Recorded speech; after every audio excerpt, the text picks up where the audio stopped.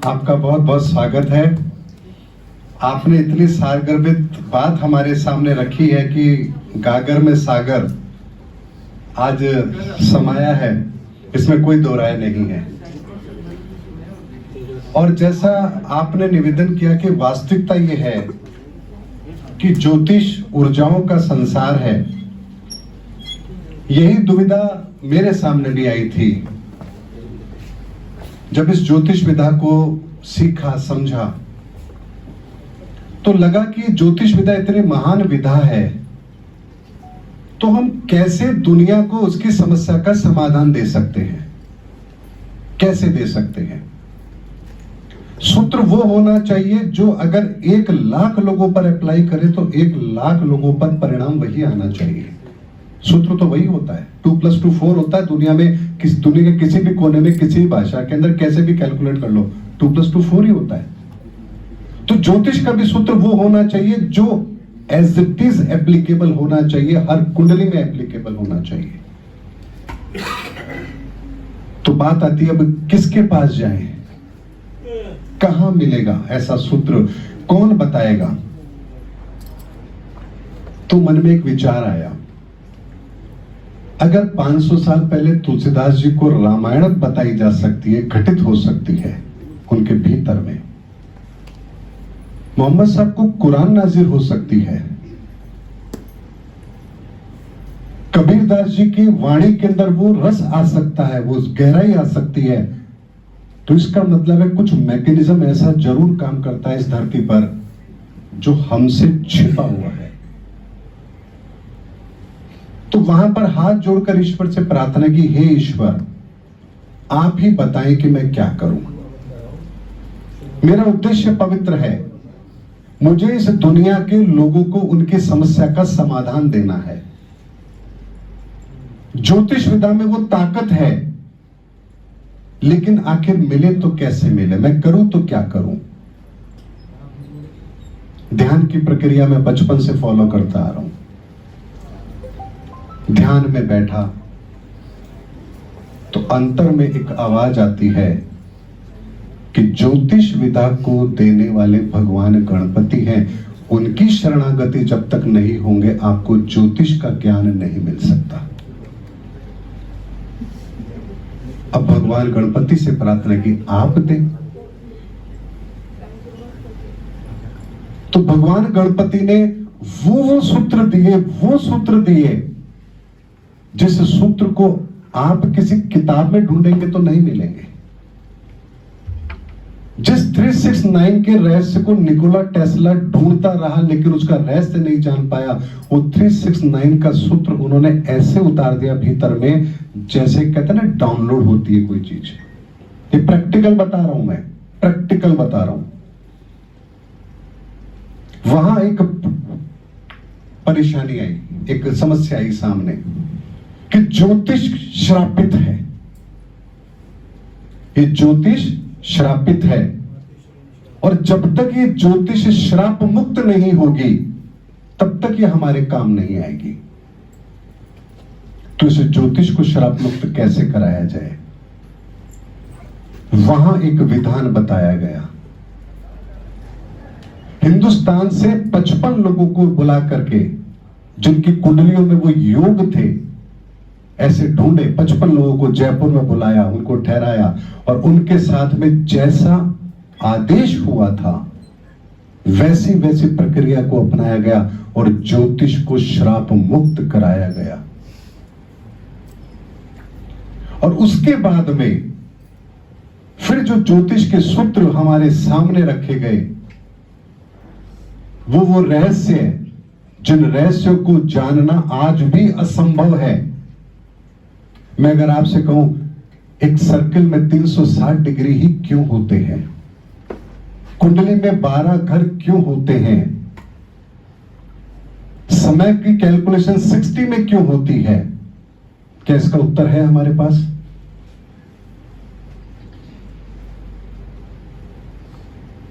ब्रह्मांड की ऊर्जाओं का रहस्य अगर जान गए तो इन सब प्रश्नों का उत्तर मिलेगा।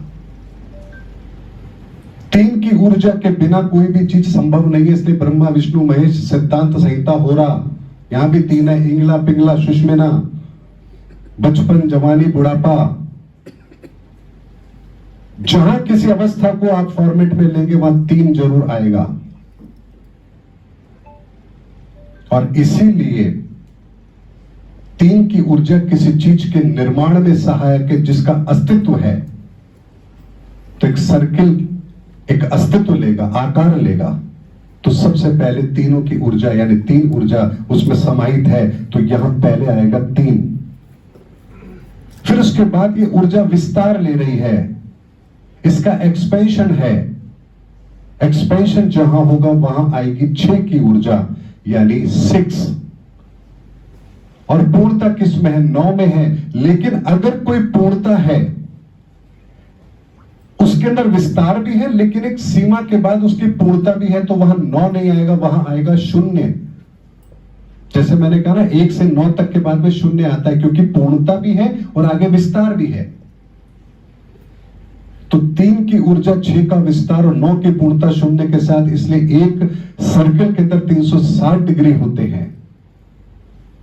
और चूंकि समय जो हमारा समय होता है उसका अस्तित्व नहीं होता है, लेकिन उसका विस्तार होता है। समय कोई फिजिकल फॉर्म में नहीं है, लेकिन उसका एक विस्तार है, इसलिए वह 3 मिसिंग है, केवल 6 है।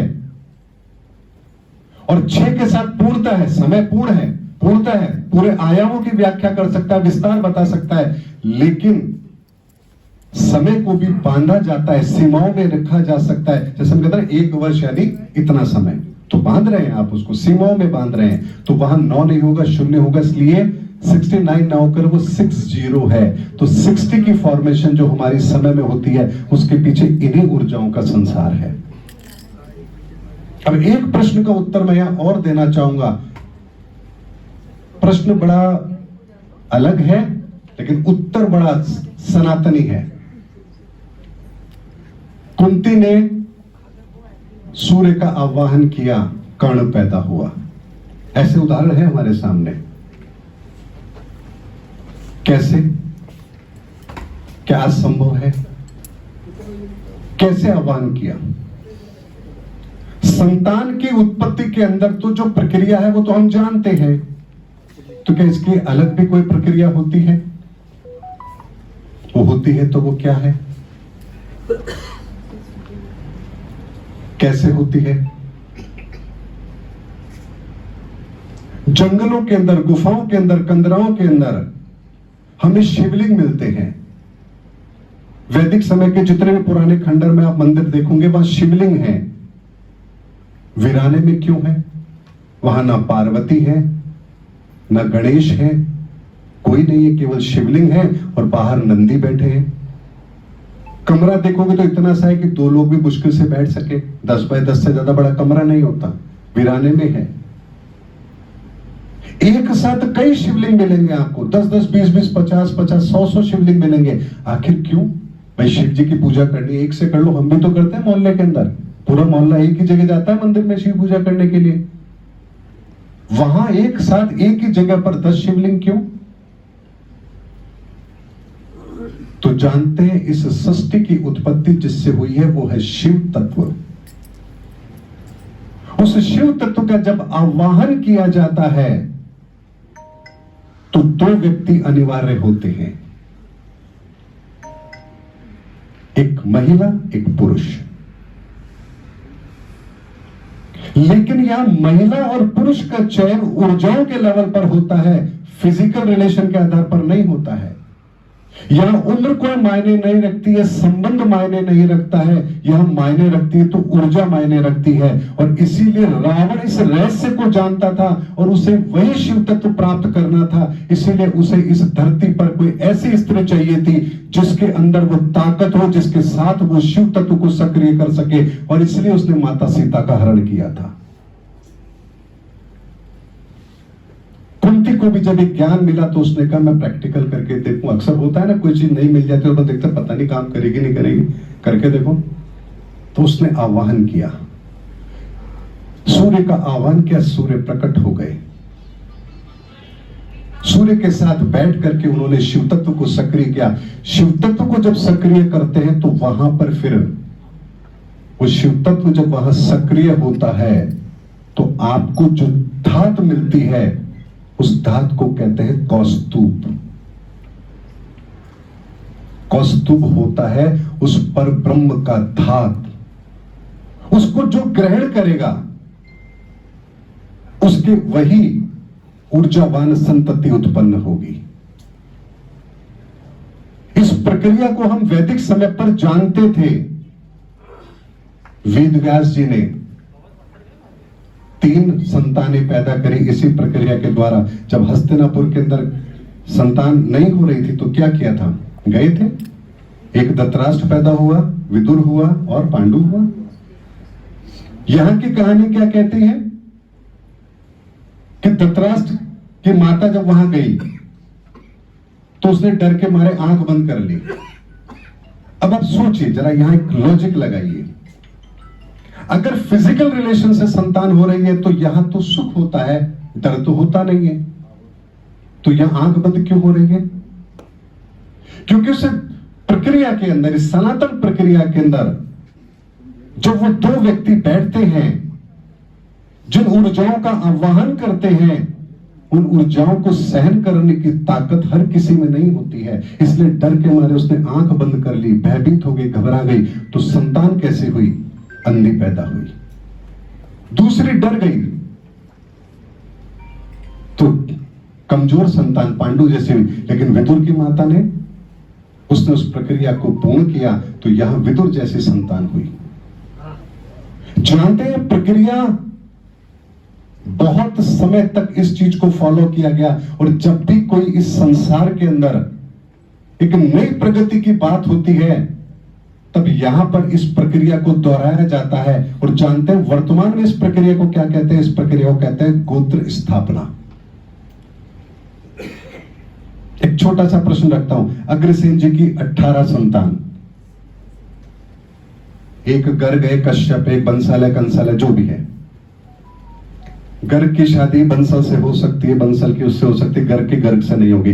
तो भाई हम अग्रसेन जी के 18 संतानें हैं तो भाई भाई, तो शादी तो हमारे भाई बहनों में हो रही है, फिर भाई बहनों में हो रही है। फिर हम किसी को क्यों कहते हैं तुम्हारे तो यार भाई बहनों में शादी होती है, हमारे भी तो गर्ग की बंसल से हो रही है। क्योंकि अग्रसेन जी भी मां लक्ष्मी के उपासक थे, वहां पर भी उस विधान को वो जानते थे। और आने वाले समय के अंदर इस धरती पर गुणवान संतति पैदा हो इस धरती के लिए, तो यहां उन्होंने 18 ऋषियों को बुला करके अपने 18 पुत्रों के साथ एक गोत्र परंपरा को शुरुआत की। गोत्र परंपरा का मतलब होता है वही ऋषि एक एक पुत्र के साथ बैठेंगे, एक एक ऐसी ऊर्जा का चयन होगा, उनके साथ मिलकर उसी तरह से शिव तत्व को सक्रिय किया जाएगा। और जब कौस्तुभ प्राप्त होगा तो वहां पर वो संतति पैदा होगी जिसके अंदर वो गुण मौजूद होगा, और वहां से जो फिर वंश चलेगा वो इस धरा पर ऐसे गुणवान पुत्रों को पैदा करेगा, ऐसे संतति को पैदा करेगा जो इस धरती के लिए अनिवार्य है। यहां से गोत्र होता है, यानी एक गोत्र मतलब ईश्वरीय गुण से युक्त एक संतति। अब ईश्वर की संतति है वो, ध्यान रखिए, वो बायोलॉजिकल बच्चे नहीं है आपस में भाई बहन। तो यहां एक संतति और दूसरे ऋषि द्वारा उत्पन्न वो संतति, यहां गोत्र परंपरा होती है। और उन दोनों के पर्सनल विवाह से फिर आगे एक संतति पैदा होती है। ये गोत्र विधान भी हमारा इतना सनातनी, इतना साइंटिफिक है, जिसको हम क्या कहें।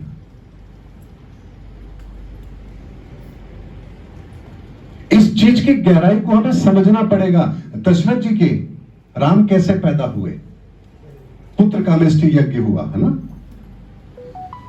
ये केवल कहानी के द्वारा हमें समझाने के लिए है। यहां पर भी ऋषि ने कौशल्या और मां दशरथ जी को उसी शिव आवाहन के अंदर बिठाया, और वही कौस्तुभ उन्हें प्राप्त हुआ, वही कौस्तुभ उन्होंने ग्रहण किया, तो 4 पुत्र पैदा हुए।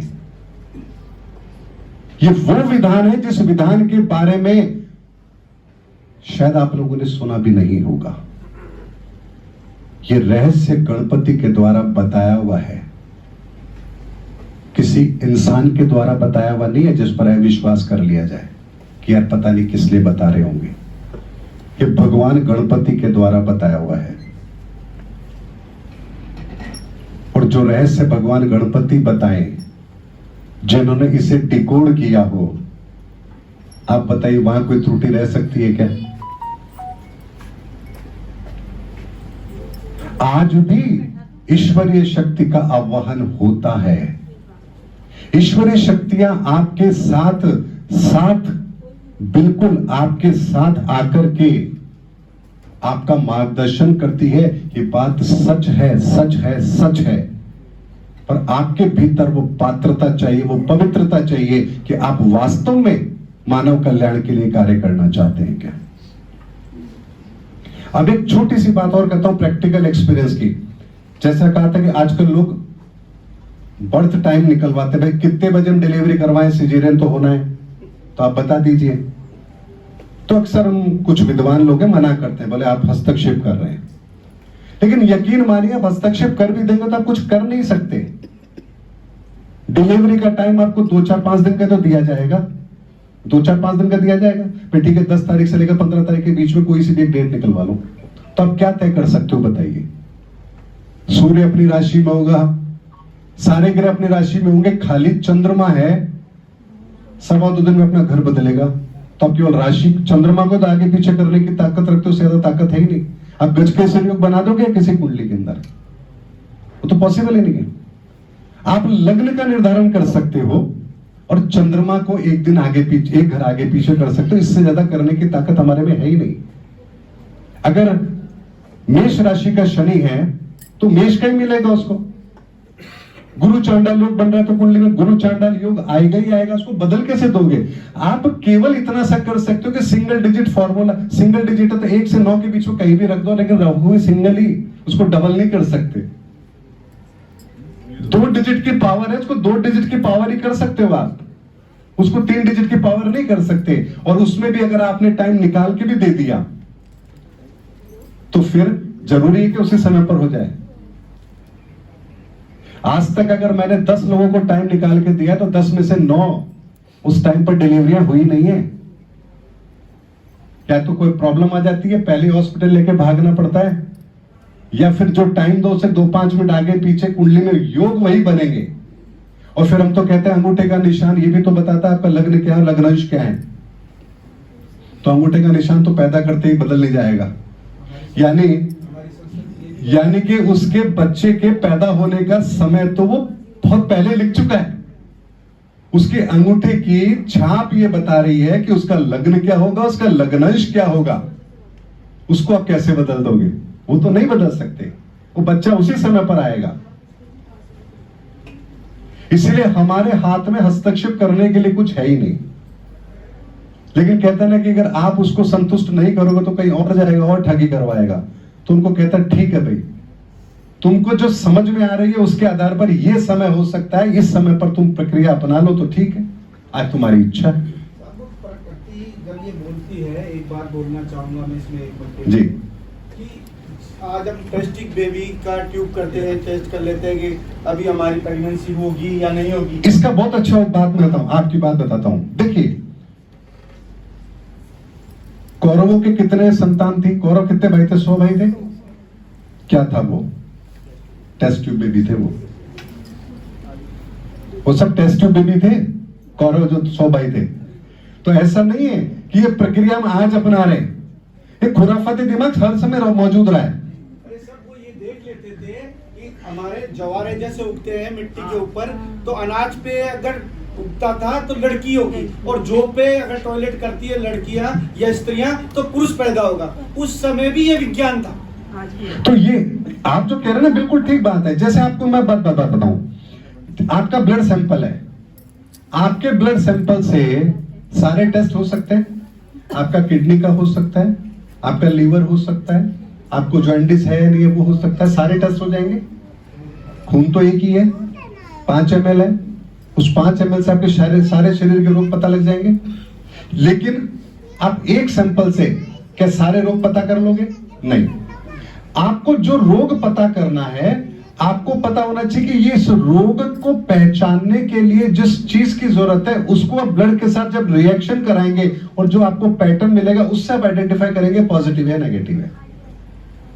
इसी तरीके से ज्योतिष विद्या के अंदर भी आप किसी के पास कुंडली लेके जाइए, आप नॉर्मली तो सब कुछ बता देंगे, लेकिन अगर किसी का कोई पर्टिकुलर प्रश्न होता है तब आपको ये पता होता है कि इसने जो प्रश्न किया है किस भाव से संबंधित, किस ऊर्जा से संबंधित, और वहां जब आप डेप्थ में जाते हो तो वहां आप उसको आंसर कुछ और दे सकते हो। वरना आप अगर आप ही देखिए एक कुंडली को एनालिसिस करेंगे तो आपको तो 2-4 घंटे में भी आप उसको आपकी पर्सनालिटी के बारे में, आपके धन के बारे में, आपकी संतति के बारे में, आपकी विद्या के बारे में, आपके व्यापार के बारे में, आपकी नौकरी के बारे में कई कैलकुलेशन है, जितनी कैलकुलेशन लगाएंगे उतनी कम है। तो ये वो संसार है विज्ञान, ये वो विज्ञान है जिस विज्ञान के बारे में जब तक हम परमार्थ की भावना से सोचना शुरू नहीं करेंगे ये विदा हमें फलित नहीं होती है। रोजी रोटी दे सकती है, इसमें कोई डाउट नहीं है, रोजी रोटी दे देगी, अच्छी दे देगी, एक गजटेड ऑफिसर से अच्छी दे देगी, लेकिन ये सत्य नहीं देगी आपको। इसके लिए परमार्थ की भावना, निस्वार्थ भावना होना बहुत आवश्यक है। साधना तो देखिए, साधना का मतलब क्या होता है? साधना का मतलब क्या होता है? आंख बंद करके बैठने को साधना नहीं कहते। आप अकेले नहीं हैं, आप ड्यूल पर्सनालिटी है। एक आपका शरीर है, एक आपकी ऊर्जाएं हैं, आपकी आत्मा है। जब आप अपने शरीर को देखते हैं तब आप कुछ और हैं, जब आप अपनी ऊर्जा को देखते, अपनी आत्मा को देखते तो आप कुछ और है। साधना का मतलब होता है जब आप इन दोनों के बीच में अंतर करना सीख जाते हैं, उसे कहते हैं साधना, स्वयं को साधना। जहां आप अपने आप को ऊर्जा के लेवल पर अलग करके देखते हैं और शरीर के लेवल पर अलग करके देखते हैं। ये प्रैक्टिकल एक्सपीरियंस मैंने लिया है, 2005 की बात है। रात के करीब 12 बज रहे होंगे, अचानक से मेरी नींद खुलती, मैं देखता हूं मेरा शरीर इतना भारी हो रहा है। अच्छा, उस रात को सोने से पहले मैंने क्या करा, ऐसे ईश्वर से प्रार्थना की, ईश्वर इतनी सेवा पूजा जो भी भक्ति भाव है, मुझे नहीं पता मैं क्या करता हूं क्या नहीं करता हूं, लेकिन मैं जो कुछ भी करता हूं इससे मेरी आध्यात्मिक यात्रा कितनी हुई है मुझे ये जानना है। मुझे ये जानना है कि मैंने जो भी कर्म किया है इससे मेरी इस आध्यात्म के सफर में मेरी यात्रा कितनी शुरू हुई है, मुझे बस ये जानना है। ऐसी प्रार्थना करके सोया था, रात को 12-12:15 बजे की बात होगी। मेरी आंख खुली, मैं देख रहा हूं मेरा शरीर बिल्कुल भारी हो रहा है, जैसे नहीं होता हाथी का शरीर नहीं होता फूल करके, ऐसा। अब मैं देखा ये क्या हो गया। अब जब भी कोई परेशानी आती है अपने पास तो एक ही इलाज है, बैठ जाओ ध्यान के अंदर, सीधी सी बात है। तो मैंने अपने पांव को बड़ी मुश्किलों से वैसे ध्यान की अवस्था में बैठा और मैं ध्यान में बैठ गया। जैसे ही ध्यान में बैठा, अभी 5 मिनट भी नहीं हुए होंगे, 5 मिनट ज्यादा बोल रहा हूं, 2 मिनट भी नहीं होंगे, मैं क्या देख रहा हूं कि मेरे शरीर से चेतना बाहर आ रही है। अब मैं यहां अपनी चेतना से देख रहा हूं, ये मेरा शरीर है और ये मैं हूं, 2 अलग अलग चीजें दिख रही है। अब यहां से एक तेज यात्रा शुरू होती है, जैसे मैं पता नहीं किस स्पीड के साथ में अंतरिक्ष में ट्रैवल कर रहा हूं। और जब आप बहुत तेज स्पीड से जाते हैं तो आपके आसपास के से तारे सितारे निकलना शुरू होते हैं तेजी से, तो ऐसे लगता है वो दृश्य जैसे एक टनल बनी हुई है, उसमें मैं बहुत तेज गति से ट्रैवल कर रहा हूं। ट्रैवल करने के बाद कहीं पर हम रुकते हैं, यानी मुझे ऐसा लग रहा है मेरे साथ कोई और भी है जो मुझे ट्रैवल करवा रहा है। तो थोड़ी दूर के बाद में हम रुकते हैं, तो मैं देखता हूं वहां कुछ संत महापुरुष बैठे हैं और भजन कीर्तन कर रहे हैं। तो मुझे वो कहते हैं, जो मेरे साथ दिखाई नहीं दे रहे पर वो आवाज आती है, वो कहते हैं कि ये लोग यहां तक पहुंचे हैं, इस अध्यात्म के मार्ग में ये लोग यहां तक पहुंचे हैं। फिर उसके बाद यात्रा आरंभ होती है, एक ट्रैवल शुरू होती है, फिर हम कहीं पर पहुंचते हैं, फिर रुकते हैं, वहां देखता हूं वहां कुछ और संत महात्मा गण बैठे हैं, ध्यान वगैरह कर रहे हैं। बोलते ये लोग यहां तक पहुंचे हैं। उसके बाद फिर ट्रैवल शुरू होती है और अचानक से आकर के रोक दिया जाता है हमें। अब जहां मैं रुका हूं, जहां रोका गया है, वहां के पीछे की तरफ वहां पर एक गोल्डन प्रकाश है, लेकिन वो गोल्डन प्रकाश ऐसा है जैसे एक काली फिल्म लगा दी जाती है ना, भाई सूरज को देखना है तो आपको क्या करना पड़ेगा, ब्लैक फिल्म लगानी पड़ेगी। उस प्रकाश को देख नहीं सकते आप, इसीलिए एक ब्लैक फिल्म लगाई हुई है जैसे, और वहां रोक दिया गया। और फिर उसके भीतर से आवाज आती है, रुक जाओ। इसके आगे जाने की इजाजत किसी को नहीं है। इसके आगे जाने की इजाजत किसी को नहीं है। वहां रोक दिया गया, उसको, उस प्रकाश को देखा, एक अच्छी अनुभूति, और वहां से वापस से फिर हम लौटना शुरू हो रहे हैं और लौट कर आए और एकदम से मेरी आंख खुली, ध्यान से घड़ी में समय देखा, 2 बजकर के लगभग 42 मिनट या 45 मिनट का समय था। ये इतना सा अनुभव है, लेकिन इसमें 2.5 घंटे से ज्यादा का वक्त लगा था।